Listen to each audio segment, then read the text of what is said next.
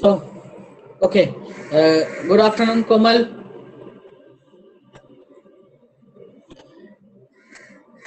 Afternoon, sir. Okay. So we will start today from.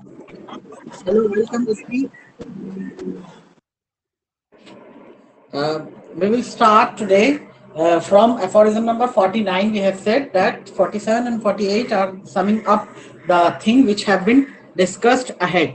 Now 49 onward, we will try and go from 49 onward and see how far we can go today. Okay, our aim is to finish the theoretical part of Organon in this week. That aphorism number 49, right? Two reasons Hahnemann have told that there are examples in the organon of medicine, sorry, in the nature, that natural diseases can cure other similar natural diseases. Okay, but these examples are very less. Why these examples are very less? The reasons are here. Two reasons Hahnemann have given. 49, aphorism number 49, two reasons for less number of example. Second line, attention of observer had been more directed to them if the attention of observer had been more directed to them. If, underline if, and then attention of observer had been more directed to them. What does mean? What this means? This means that observations, lack of observations by the physician. And number two, if nature had not been so deficient in helpful homeopathic diseases. Okay, these are the two reasons for less number of examples of natural cure by natural diseases. Number one, observation, lack of observation, and number two, the nature had not been, if the nature had not been so deficient. So these are the two reasons for lack of this examples of similar diseases curing similar diseases. Clear? Number 50, write the heading, why we should not depend on nature. Why we should not depend on nature? Again, there are two reasons. Number one reasons is that these cures are hazardous. Okay, other diseases are coming and curing other natural diseases. The natural diseases which is coming has its own effect. Okay, so this natural disease is hazardous. And number two is that this is something happy go lucky in nature. Happy go lucky, that we don't know when that natural disease will come and cure the other natural disease. Are you getting me?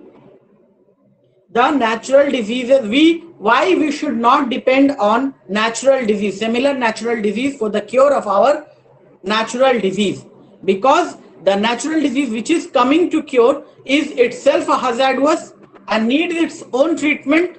Okay, number two, that is happy go lucky. We don't know when this will come, the natural disease, when this will come.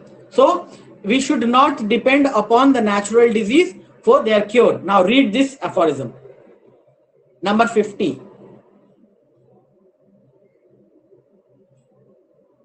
Mighty nature herself has, as we see, at her command, as instruments for effecting homeopathic cures, little besides the miasmatic diseases of constant character, the itch, measles, and smallpox, morbific agents which, as remedies, are Miasmatic as diseases, Hahnemann is calling miasmatic diseases, that is referring to the acute miasms. Okay, yes, of constant character, that means always fixed and have fixed symptom. Constant character, that is fixed miasm. Okay, that is acute miasm, fixed miasm, same thing. This may be of recurring type or non-recurring type. Okay, but acute miasm having a fixed character. Okay, give me 2 minutes. Okay, I will come back.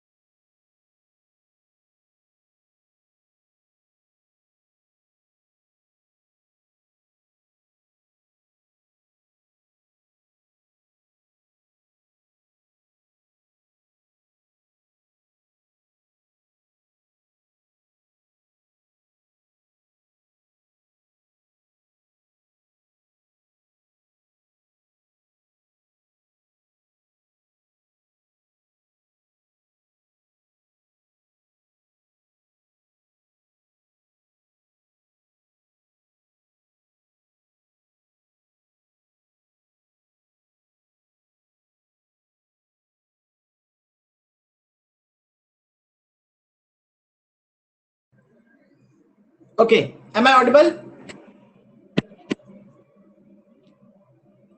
Am I audible? Yes, sir. Okay. So this miasmatic disease referring to the acute miasms. Okay. Now go on.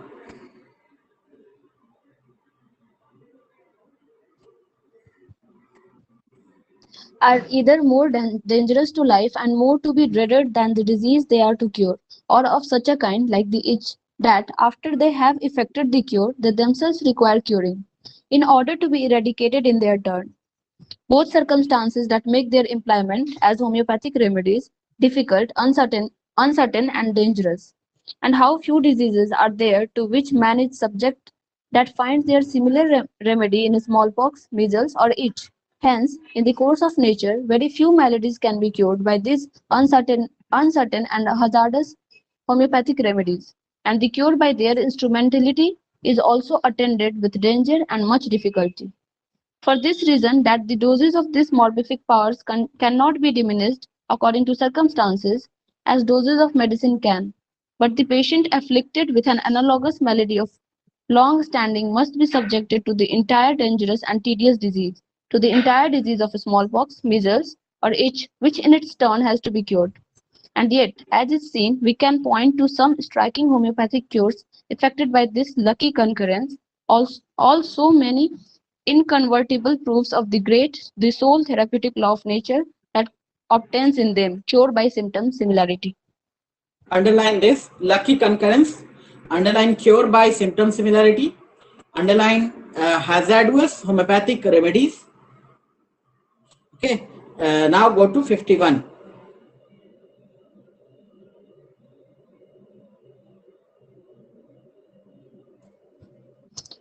The therapeutic law is rendered obvious to all intelligent minds by these instances, and they are amply sufficient for this end. But, on the other hand, see what advantages man has over crude nature in her happy-go-lucky operations. How many thousands more of homeopathic morbific agents has not man at his disposal for the relief of his sufferings, fellow elements in the medicinal substances universally distributed throughout creation. In them he has producers of disease of all possible varieties of action, for all the innumerable, for all conceivable and inconceivable natural diseases to which they can render homeopathic aid.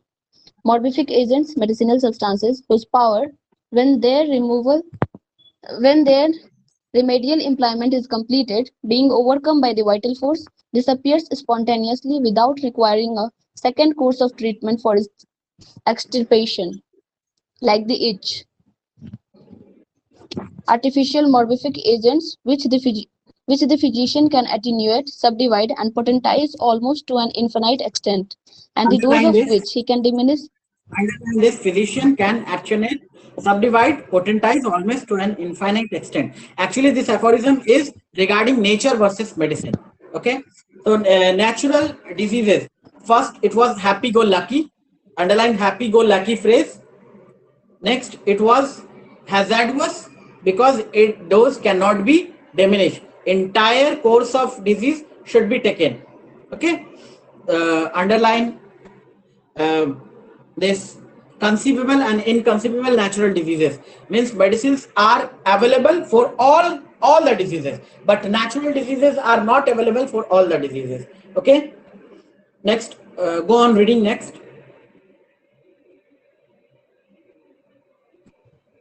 Artificial morbific agents which the physician can attenuate, subdivide, and potentize almost to an infinite extent, and the dose of which he can diminish to such a degree that they shall remain only slightly stronger than the similar natural disease they are employed to cure. So that in method of cure, there is no necessity for any violent attack upon the organization of even an inveterate disease of old standing. Method takes place by only a gentle, imperceptible, and yet often rapid transition from the tormentural disease to the desired state of permanent health. Underline this desired state of permanent health. Desired state of permanent health. Okay. Now go to aphorism number 68, 168. 168. Just second last line. Our object, namely putting the patient in possession of perfect health. Okay, this is, you can correlate with sort of mission. This is the desired state. This is the object. Okay, that was side topic. I just pointed out that this mission have been told at various places as desired state of permanent health or desired state of perfect health. Okay. So the mission was, when we were studying the aphorism number 1, we have told that mission was uh, in two phases. Means mission was explained in two phases, that it can be a cure or it can be a restoration of health. Annihilation of disease and restoration of health, both are same. Annihilation of disease or restoration of health, desired state of permanent health, desired state of perfect health. Okay, so both way you can define the mission. That is not the different thing. From aphorism number 52 to aphorism number 56 have been totally rewritten in 6th edition. Okay, but whenever these aphorisms have been rewritten, two things may happen: that it was entirely rewritten with a new concept. That what we have seen in the last aphorisms, towards the last aphorism, towards the last, okay, which have been rewritten totally towards the last, like aphorism number from aphorism number 276, few aphorisms which have been rewritten totally. Okay, that are not changed in wordings but also in the concept. But this group of aphorism, from aphorism number 252 to from aphorism number this 52 to 56 have been rewritten, but the concept more or less remains same.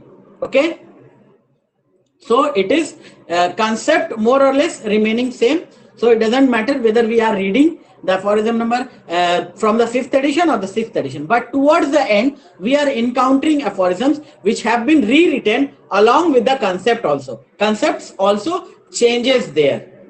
Clear? So in aphorism number 52 to 56 we will read what we will read. Go to content and read the content of 52.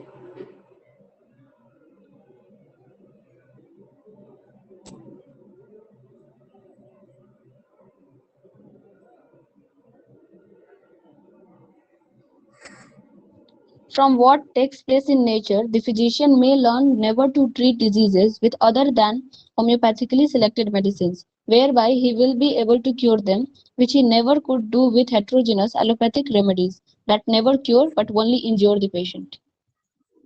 Okay, from what takes place in nature. Now tell me what takes place in nature. What is taking place in nature?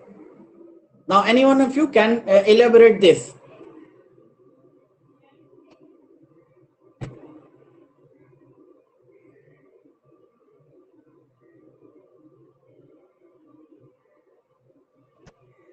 Cured based on similarity Okay, this is one thing. Other of thing, what is symptoms. taking place in nature?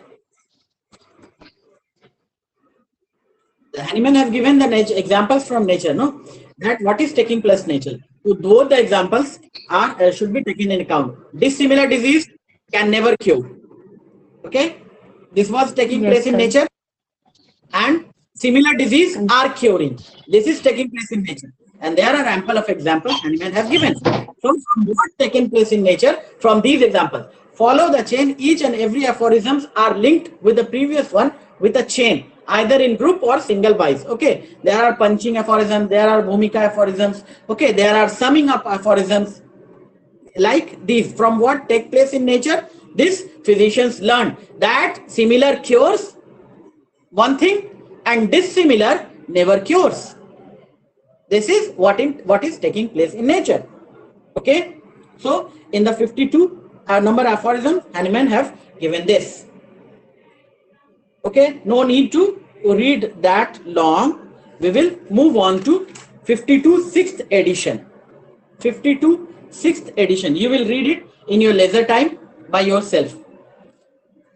Now 52 6th edition. Read the 6th edition. There are but two principal methods of cure. The one based only on accurate observation of nature, on careful experimentation and pure experience. The Stop here homeopathic, only. before we never. Stop here only. I want you to stop here only. There are but two principal method of cure. Now think about this phrase. Since earliest, Hahnemann is saying that there are only one method of cure, not two method of cure.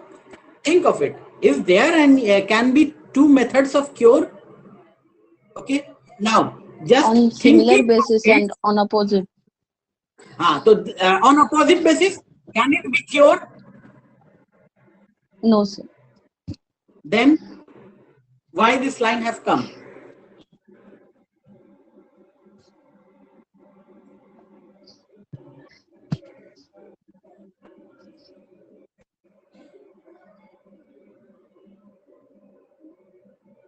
Now please go on reading next. Thinking of this two method of cure and go on reading this.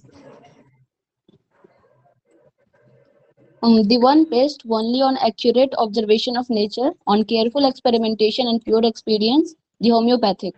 And the second, which does not do this, the heteropathic or allopathic. Okay. It One opposes the underline other. one and underline second. Two method of cure. Calling one is calling homeopathy, one is calling allopathy. But this cannot be method of cure. This is the mistake of Borik's translation. Okay, Borik have mistakenly translated this. Okay, if you get to go through some other translation of the 6th edition like orally, you will get the two method of employing the medicine, employment of medicine, like that words have been used there. Okay, so point out this, that this is one of the errors in Borik's translation. You will those who are doing their postgraduate can get this, that what are the errors in translation of Borik's or Dudgeon's translation, what are the errors. So this is one of the error in translation. We will point out some other errors in translation of Borik's and Dudgeon when there are not many but few. One which is means sticking your eyes, which pinching your eyes cannot be two method of cure. There are two method of employment of medicine. Okay, you can point out it. Okay, now read next. Each opposes the other, and only he who does not know either can hold the delusion that they can ever approach each other or even become united, or to make himself so ridiculous as to practice at one time homeopathically, at another allopathically, according to the pleasure of the According to the patient, a pleasure practice of patient. Okay, according to the pleasure of patient. How true Hahnemann was at his time and how true these words are now. Okay, some homeopaths are practicing according to the pleasure of patient. तो किसी तरह relief देना ही है तो दे दो paracetamol, fever कम हो जाएगा, उसके बाद देखा जाएगा. Okay, so these are the things which are criminal treason. These are the things which are criminal treason against the divine homeopathy. Last line. These are the things which are criminal treason against the divine homeopathy. Underline that. Criminal treason against the divine homeopathy. Now go to 53, paragraph number 53. Now read the content of paragraph number 53.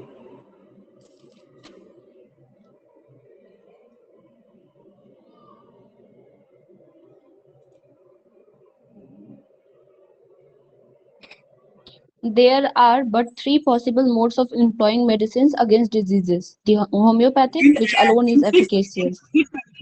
Hahnemann combined allopathy and homeopathy together and calling two methods. Okay, two modes of employment of medicine in the 6th edition. But in the 5th edition, there he called three and added four in a footnote as isopathy. Okay, so now in 53, 54, you are getting employing medicine, modes of employing medicine. Underline this. This should be the translation for that modes of cure. This should be the translation for that modes of cure. Okay. So three methods, number 1, number 2, number 3. Can you see that? Can you see Yes, that? sir. 1, 2, 3. Homeopathic, Yes, sir. allopathic, antipathic. Homeopathic, allopathic, Yes, sir. antipathic. What are these? Modes of employment of medicine. Okay. Employing Now go medicine. on reading 53.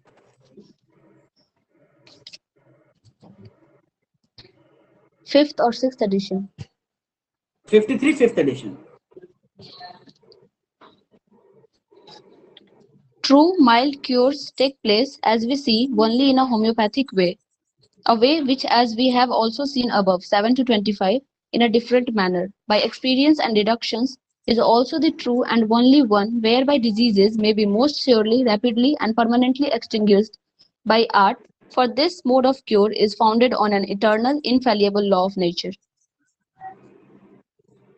Okay, and 53, sixth edition is somewhat same. Okay, only the this thing is different. Something second paragraph is different, which have been coming in 54, fifth edition, and then sixth edition. There are not much differences here. Mark the word deductions. Okay, experience and deduction. We have discussed this deduction and induction. What is the this what are the philosophy, what is the logic of homeopathy? If you have been asked, you should tell both induction and deduction, but how the therapeutic law of nature is coming by deduction. Okay, we have discussed in previous classes. Now come to 54.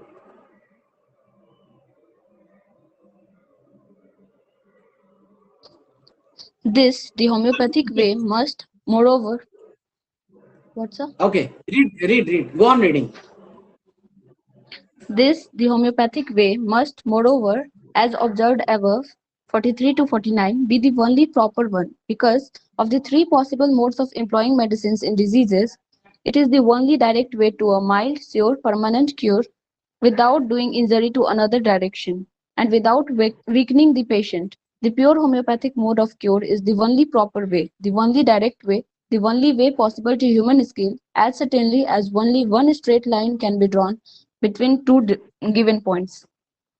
Between two given point, only one straight line can be drawn. Okay, we have told that in acute diseases, sometime in introduction, Hahnemann have mentioned these are giving some palliative relief, but these medicines are not helping cure, but they are in acute diseases. These antipathic medicines are doing something, but it is, if it is chronic, these antipathic remedies will not do the cure. Okay, so only one straight line. Anyhow, you cannot match these two other than these straight line. Only one straight line can be drawn. So there is only one possible mode of treatment employing medicine, and that is antipathy. Homeopathy. Okay. Others are zigzag, zigzag, zigzag, but they have to reach here. If they want to reach here, they must follow only one straight line. That is homeopathy. Okay. And this 54 sixth edition carries more or less same. Go to 55.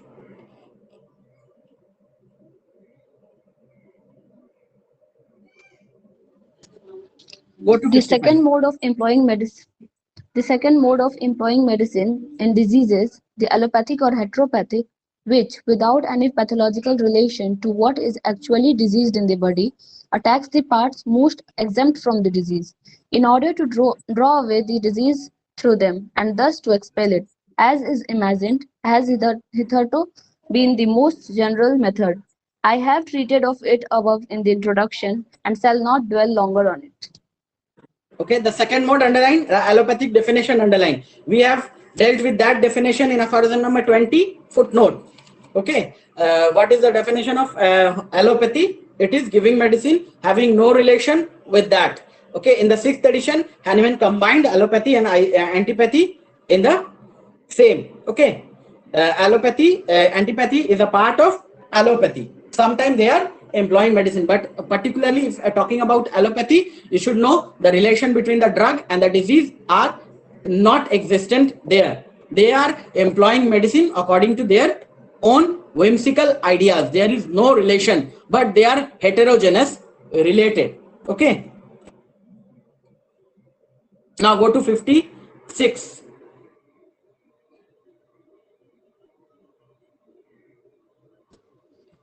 The, the third and only remaining method of employing medicines in diseases Method carries which, a besides, footnote.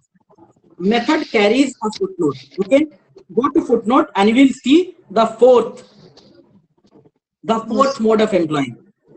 Got it? And the fourth carries a yes, footnote by Boris, and that is calling it third.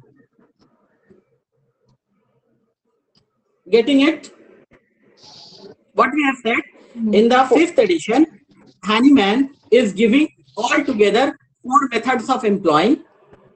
Okay. In the sixth edition, Hahnemann is giving altogether three methods of employing. Isopathy is carrying the footnote. Okay. Got it? In the sixth edition, antipathy and allopathy were combined and calling it second method and carries the footnote with third method of treatment as isopathy. Okay. So this number third and only remaining method carries a footnote in the fifth edition. The fourth is added.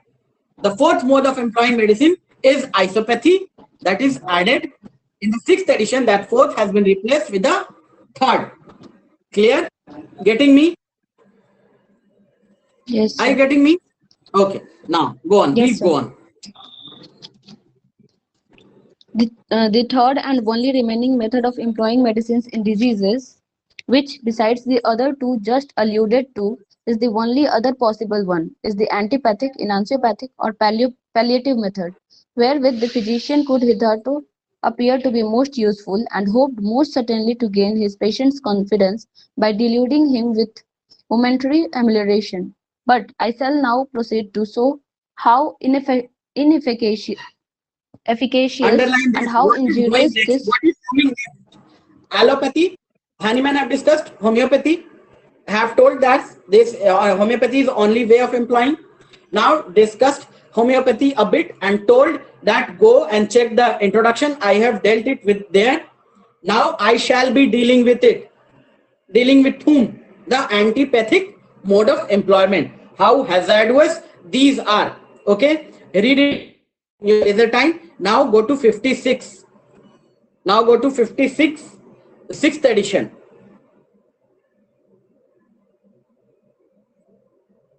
By means of this palliative, antipathic enunciopathic method, introduced according to Galen's teaching, contraria contraris, for 17 Underline this. centuries, the Galen's teaching.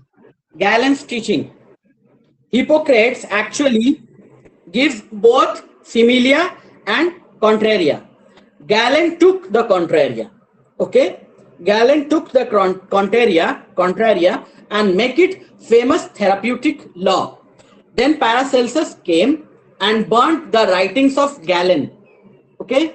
And he took the similia to some extent and other alchemical method of his peculiar to him. Okay. Hahnemann didn't mention about Paracelsus in his writings anywhere. Okay. We have told before that Hahnemann have credited to authors regarding similia, regarding drug proving, regarding all these discoveries. Hahnemann have credited, but Hahnemann have never taken the name of Paracelsus. It is not possible that Hahnemann have not known Paracelsus. Okay, but he avoided desirably because he don't wanted to fall into controversy, because Paracelsus was a controversial figure of his time, though Hahnemann had adapted many methods of Paracelsus. Okay, many methods like preparation of peculiar preparation of those chemicals like calcarea carb. Okay, these are nothing but taken from the alchemy preparation of Paracelsus, but Hahnemann has never given his name or never taken the name of Paracelsus, most probably because he don't want to be attached with a controversial personality of his time. Okay, so Galen's teaching was contraria contraris. Now for 17th century, the physician. Now go on. Please go on. physicians hitherto could hope to win confidence while they deluded with almost instantaneous amelioration. But how fundamentally unhelpful and hurtful this method of treatment is in diseases not running a rapid course, we shall see Underline in this what again follows. and again. Whenever Handyman is telling, Handyman is expecting, excluding the acute diseases. Okay, in diseases not running a rapid course, in acute diseases, these antipathic methods are giving to some extent palliative relief to the patient, and the disease is exhausting its course by itself, so it is to some extent helpful in acute diseases. Whenever Hahnemann is talking about antipathic method, he is excluding the acute diseases, in that this may be giving some relief, some sort of relief to the patient. Okay, now please go on.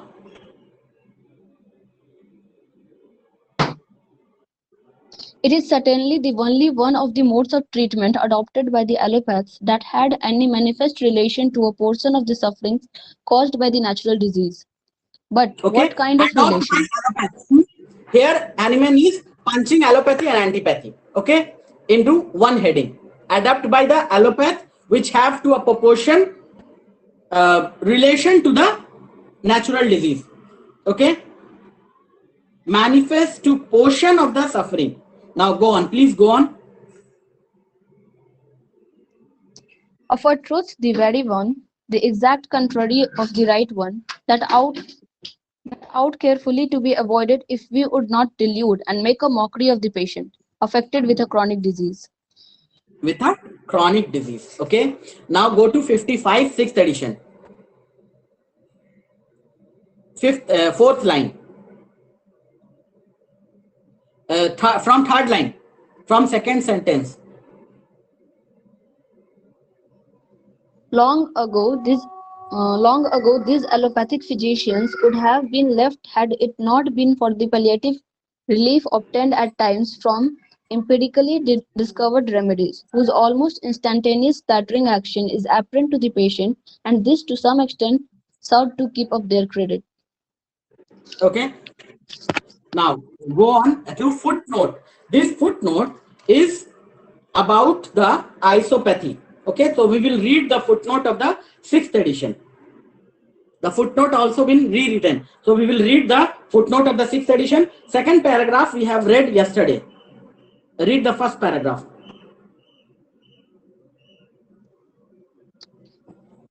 A third mode of employing medicines in diseases has been attempted to be created by means of isopathy, as it is called, that is to say, a method of curing a given disease by the same contagious principle that produces it. But even granting this could be done, yet, after all, seeing that the virus is given to the patient highly potentized and consequently in an altered condition, the cure is effected only by opposing a simillimum to a simillimum. Okay, what does this mean? We are not giving the same but similar, as we are potentizing it. As we are potentizing it, we are not taking the each we are not taking the material from each and inserting the in the mouth of the patient. Okay, so this is, we are potentizing it. So it is the first thing Hahnemann is telling, that this is not isopathy, this is not something new, you are not doing something new, it is the similar, not the same, as you are potentizing it. Okay, it is similar in manifestation, it is, but it is differing in kind, you are changing the kind, you are potentizing it. Okay, next paragraph.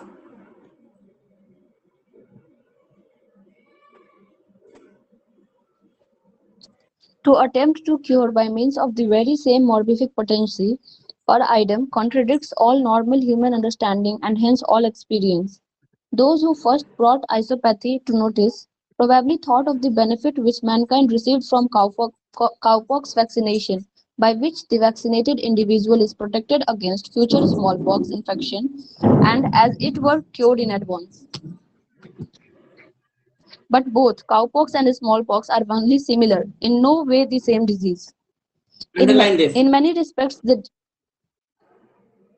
No way the same disease. Okay. Now go to next paragraph. We have read this paragraph and discussed it. Next paragraph. Moreover, in this way, undoubtedly, certain diseases peculiar to animals may give us remedies and medicinal potencies for very similar important human diseases, and thus happily enlarge our stock of homeopathic remedies. Hellman is talking about nosode. Okay, certain diseases. So, from smallpox and cowpox example, we can deduce that certain diseases of animal can give us medicine for ourselves. Okay, there are many diseases in animal from nosode, from which the nosodes are we are making our nosode for ourselves. Okay, not even animals but of plants also. Okay, and not only animals, the from the man also. Okay, diseases of the man, that first paragraph have discussed already how we are using the disease product, the nosode, how we are using it. Okay, so go read on next. But to use a human morphic matter, a sorin taken from the itch in man as a remedy for the same human itch or for evils arising therefrom is nothing can result from this but trouble and aggravation of the disease. Okay, same matter from the same person using in the crude form. Animan have already told it should be used in potentized. It is being used in potentized form, and no, the moment you are potentizing it, it is differing in kind. Okay, so you will get instances. I have heard of cases where the puerial. You will get this in literature also that puerial sepsis were tried to cure with the pus of the puparium of the same patient, taking the pus and potentizing it and giving it to the patient. Puerial sepsis was at some point of time, you will get some articles in your old journals that these were tried by the physicians themselves. Okay, but they are potentizing it, so differing in kind, and better not to give the same disease product to the same patient. Okay, so we are not giving sorinum or any disease product to the same patient, not preparing. It has been prepared else somewhere else, and it is giving to the patient of differing in kind. Why differing in kind? So this is the discussion on isopathy. We left the discussion on isopathy in introduction. So go to introduction.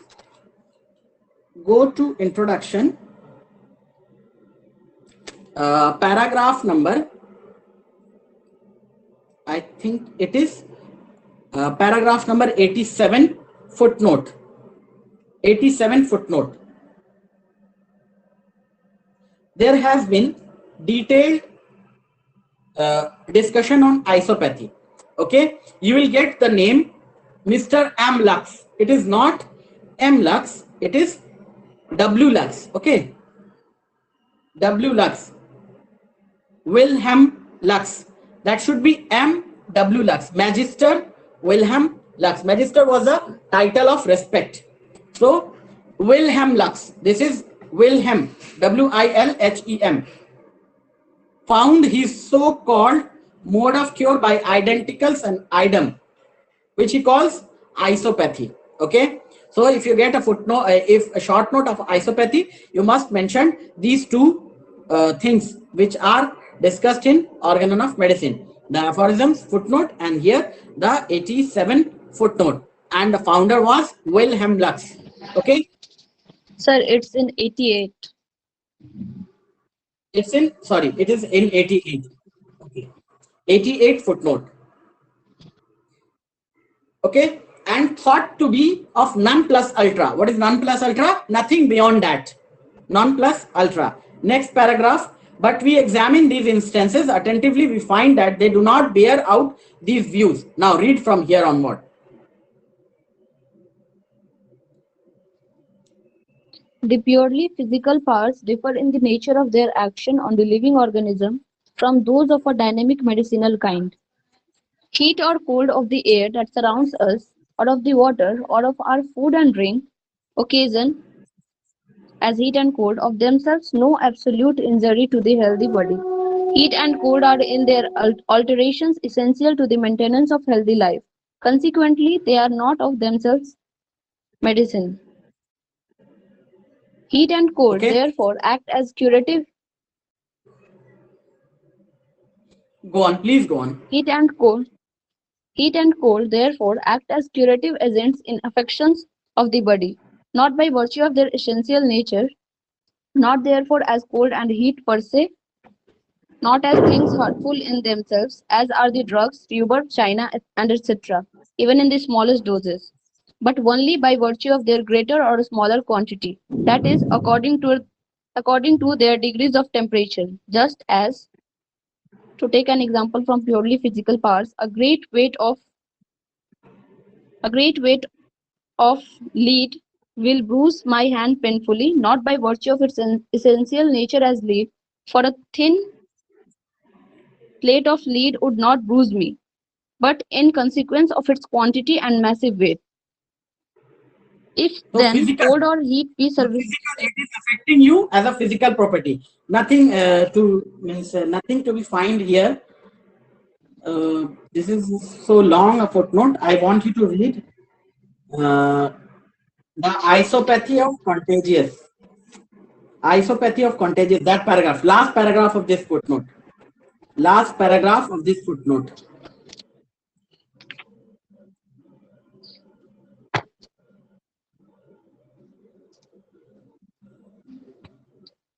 mm, the examples of cures by isopathy. This now. Mhm.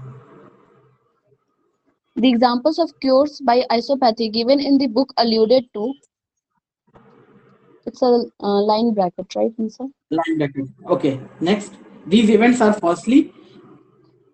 These events are falsely explained by isopathy.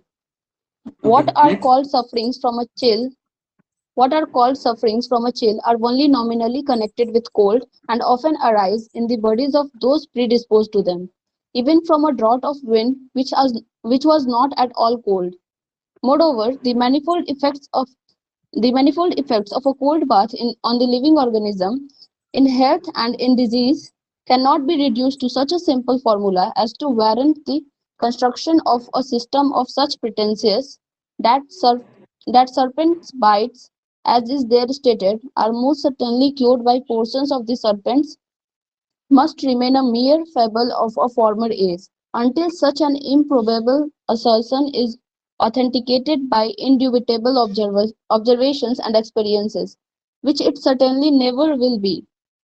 That, in fine, the saliva of a mad dog given to a patient laboring under hydrophobia in Russia is said to have cured him. That is said would not seduce any conscious physician to imitate such a hazardous experiment or to construct a so-called isopathic system. By the modest author of the pamphlet entitled The Isopathy of Contagions, Leipzig, Coleman. Did I miss a line?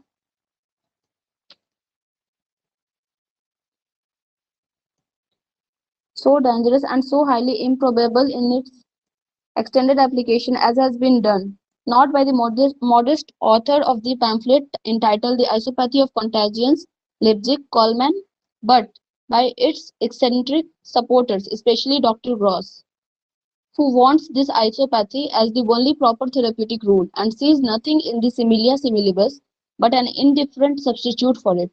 Ungratefully enough, as he is entirely indebted to the similia similibus for all his fame and fortune.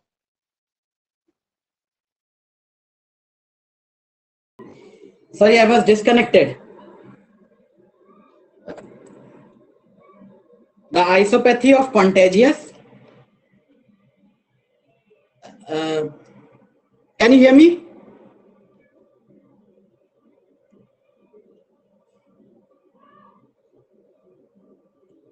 Yes, sir. Okay. Oh, okay. My phone was discharged and I was disconnected for that. Okay. Uh, Rashmi, please go on. My phone was discharged.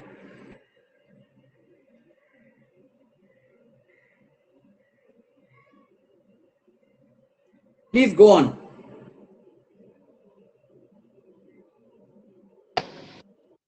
Should I repeat the same para, sir? That serpent's bite, that serpent Oh, bites, as they are stated. That serpents' bites, as is there stated, are most certainly cured by portions of the serpents, must remain a mere fable of a former age, until such an improbable assertion is authenticated by indubitable observations and experiences, which it certainly never will be. That, in fine, the saliva of a mad dog given to a patient laboring under hydrophobia in Russia is said to have cured him. Would not that it said would not seduce any consensus physician to Conscientious. imitate such a consensus physician to imitate such a hazardous experiment, or to construct a so-called isopathic system so dangerous and so highly improbable in its extended application as has been done, not by the modest author of the pamphlet entitled The Isopathy of Contagions, Leipzig, Coleman, but by its eccentric supporters, especially Dr. Gross, who wants this isopathy, equilia equilibus, as the only proper therapeutic rule, and sees nothing in the similia similibus but an indifferent substitute for it. Ungratefully enough, as he is entirely indebted to the similia similibus for all his fame and fortune. Okay, so Dr. Gross was a disciple of Hahnemann. Dr. Gross was a disciple of Hahnemann, and this was Dr. Gross and Dr. Staff, to whom Hahnemann has come for his discovery of this chronic diseases. Dr. Gross and Dr. Staff. Okay, so Dr. Gross went on to popularize this isopathy. So Hahnemann is taunting him that ungrateful enough, he himself have earned his popularity using homeopathy. What he is telling homeopathy, isopathy, it is nothing but homeopathy. This is not a different system. But Hahnemann was too much biased in his observation that this serpent bite or this saliva of rabid dog, we are using saliva of rabid dog, aren't we? We are using lysine, we are using serpent's poison. Okay, just a little modification is needed. Okay, just a little modification is needed, and that is the potentization we are using, and we cannot call this a separate system of medicine. It is inculcated in homeopathy itself, as it has been discussed in their footnote. Regarding the what have been discussed before in aphorism number in paragraph number 88, in recent cases of frost bitten limbs, frozen sauerkraut is applied, a friction of snow are used. Hahnemann used at this as the example of homeopathy. That similar cures similar. But isopaths are those who are propagating isopathy. They were telling that these were not similar but the same temperature. So Hahnemann have given this much thing, that this is not heat or cold to the reaction of the body to that heat or cold. It is not this. So finally we get a term physical homeopathy. See the term in this paragraph. In the 1, 2, 3, 4, 5th, 6th paragraph. 1, 2, 3, 4, 5th, 6th, 7th line. 7th line of the footnote. Physical homeopathy. Got it? Physical Yes, sir. homeopathy. Got the name? Okay, just Yes, underline sir. that. This is nothing but they are giving that this is isopathy and trying to cure every now and then, trying to make this isopathy as non plus ultra. Okay, but whenever this isopathy is being used, it is being used on homeopathic principle. Hahnemann is telling that in disguise, Hahnemann is telling that there is no need to construct a separate system. But Hahnemann is giving example of saliva of the rabid dog, which we are using now. Okay, Hahnemann is giving example of serpents poisons, which we are using now. Okay, but to cure a serpent bite with a serpent poison, you need not to give him the serpent poison in its crude form, but you can give him the serpent bite in potentized form, so differing in kind. Okay, this much we will do for all our practical understanding. On this principle only we are using nosodes. Okay, clear? So this Dr. Gross was, and Dr. Gross I think was not the writer of this isopathy of contagious. Okay, Dr. Gross was not the But in MCQs, many MCQs, you are getting who write this contagious of homeopathy, and in option Dr. Gross you will get, and no one else, only Dr. Gross you will get, but Dr. Gross was not the author of that.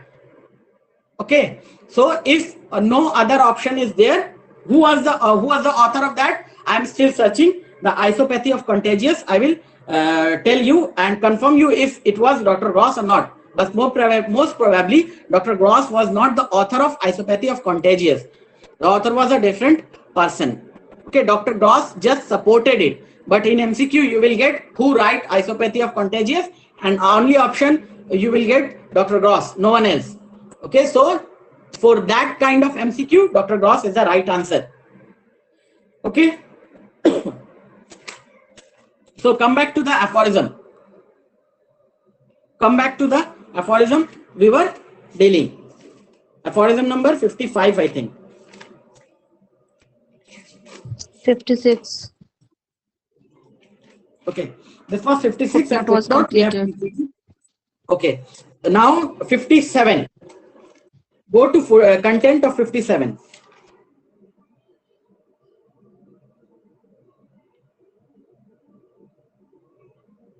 Read it.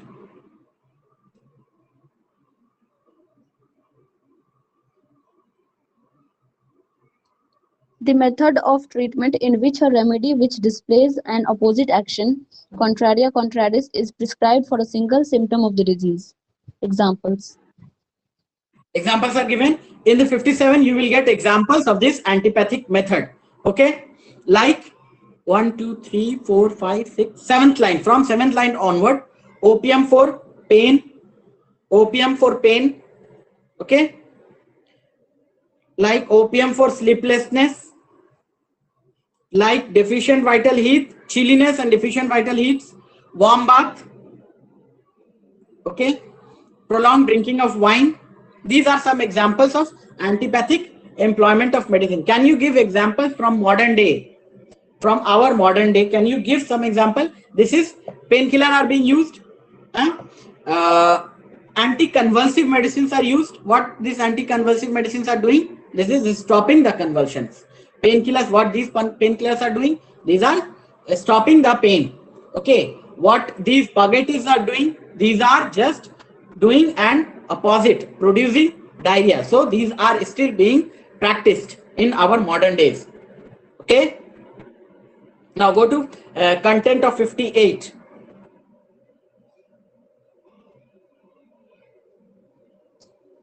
This antipathic procedure is not defective merely because it is directed against a single symptom of the disease only, but also because in persisting ailments, after it produces a sought apparent amelioration, real aggravation ensues. Note: testimonies Underline of this. authors to the truth of this. Underline this. Short apparent amelioration, aggravation ensues. And you will get these examples in aphorism number 59.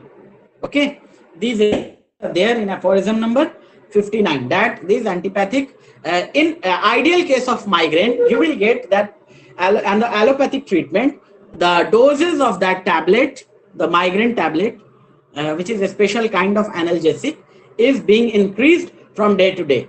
Okay, first he was taking 10 mg, now he's taking 20, now he's taking 50, now taking 100, like that. Doses are being increased again and again. Okay, in this, not only this is directed only against this single symptom, but these are also causing exact aggravation of the original disease. If the disease was acute, this danger would not have been there. Why? Because this acute disease will exhaust its course on time. But if the disease is chronic one, what will happen? The disease will chronic one, it will persist, and under antipathic mode of treatment, the dose will go on increasing and increasing until and unless the medicine will stop working on that patient. Okay, you will get examples in 59. Read by yourself. Okay, this aphorism number 58 and 59. We will meet next day and start from 60 onward. Any question you are having, we can discuss.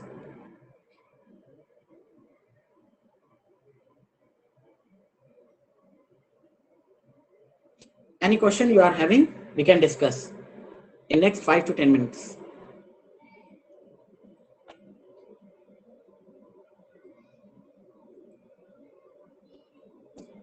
So I think you don't have any question. Thank you for giving your attention for 1 hour. I'm really thankful to all of you.